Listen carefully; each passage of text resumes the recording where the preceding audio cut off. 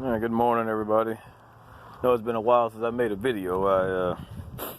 Been running a team, so I got the van trailer. You know, I got the old Landstar van trailer, so I ain't been really doing any kind of interesting flatbed loads because I've been pulling vans. So I figured I'd do this holiday season because I had somebody that wanted to run a team with me. So that's the time to do it. I recommend it. If any of y'all can actually find a co-driver, man, I'd recommend y'all get on the van side and start pulling some team freight. Good gosh, look at that tire, man. I got something that slashed that tire over there, and I got something that ate this tire up over here, man.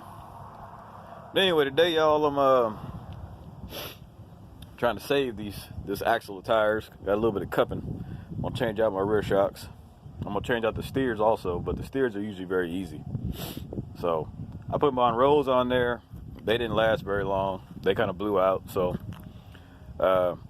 I just went on and bought the factory ones again. I'm putting some Gabriels back here.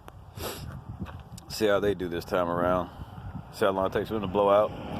But anyway, the reason I'm making the video, I know on these Cascadias, it's a pain in the ass. You can't really get your impact, especially on this side, because the axle's gonna be blocking it. So if you got a small one, man, you can get it in there. So what I do is gonna give y'all a little tip. Get you a big crescent wrench, like I got down there right now. Get you a big old piece of steel bar, pipe, or cut out, whatever the hell you call this. It ain't gotta be perforated. Just make sure it's got a wide enough diameter to fit the head of your crescent wrench in there. And get you one of these big ass Harbor Freight. You can use a breaker bar, but get you a big old Harbor Freight, or you know, just a little cheap torque wrench. Just a 250 pound torque wrench from Harbor Freight. And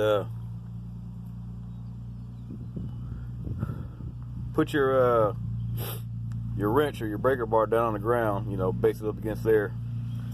And then, you know, you're going to use your angle, your steel here, you're going to put it on top of the head of that wrench, or the handle of that wrench, and you're going to come down with it. And use the other end here to hold it in place. And you'll be good to go. So, let's see how this goes real fast.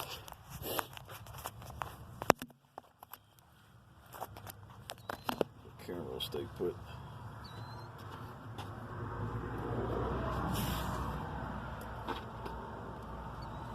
Make sure it's ratcheting the right way when you start. So probably gonna have to hold it just to make sure it doesn't end up falling down initially. And I am not facing the right way.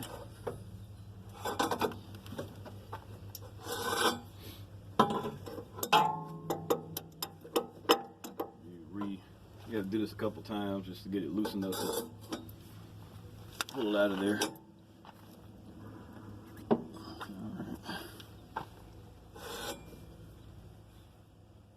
I'm actually turning that the wrong way. Bonehead move. Hate that that's on camera right now, but it is.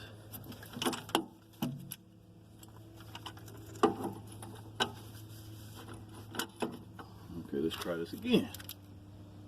I might turn that up, but we'll see. I might be able to hold it down with my foot.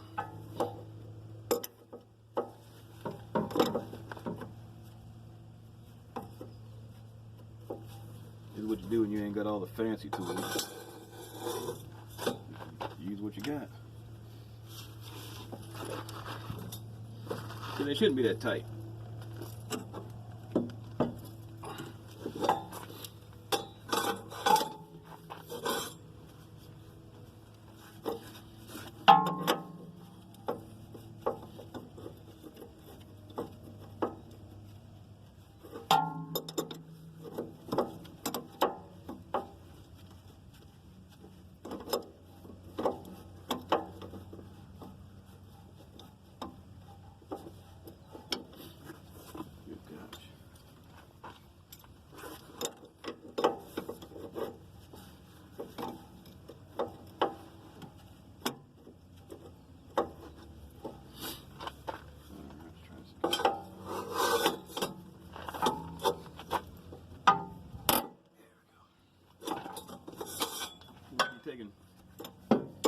tiny bites of it to begin with, so you can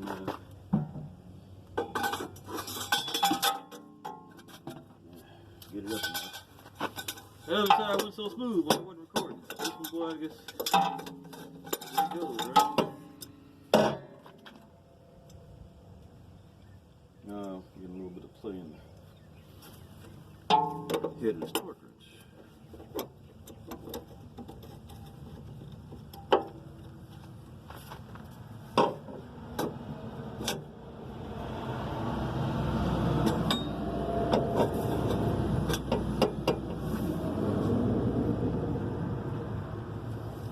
That's all you gotta do. You gotta do that a couple times and you should be good to go.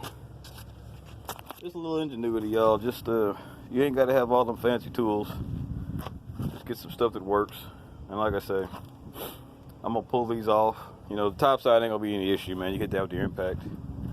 This is all I use, a little rigid.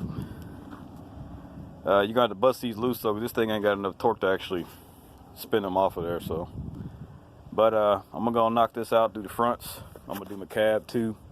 I've been replacing my airbags, just replaced my airbags, so knock that out, and that'll be it for this today. Get back to work.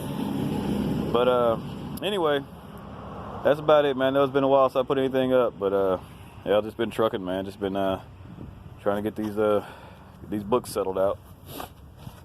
And also, when you're doing these, man, put some anti-seize on there, on the bolt on the center where it goes into the bushing. This was a southern truck, so it doesn't have a lot of rust on it, thankfully. But I know some of you guys that run up north and got trucks from up there, you know, it's gonna be a pain in the ass to pull these off here, because a lot of times they just get rusted out and they get stuck in there. So if you're doing them, make sure you get you some anti-seize. And again, the center of the bolt where it goes to that bushing, make sure you coat it with the anti-seize, all up in this part here in the middle. So y'all can see it's that's what they look like when they come out. So you're gonna want to put anti-seize all over here just to make sure it doesn't lock up in that bushing. But that's it, y'all. That's it for this one. I'm gonna go on and knock this out, and we'll I might make a trucking business related video later on today when I get back to the house. So y'all take care.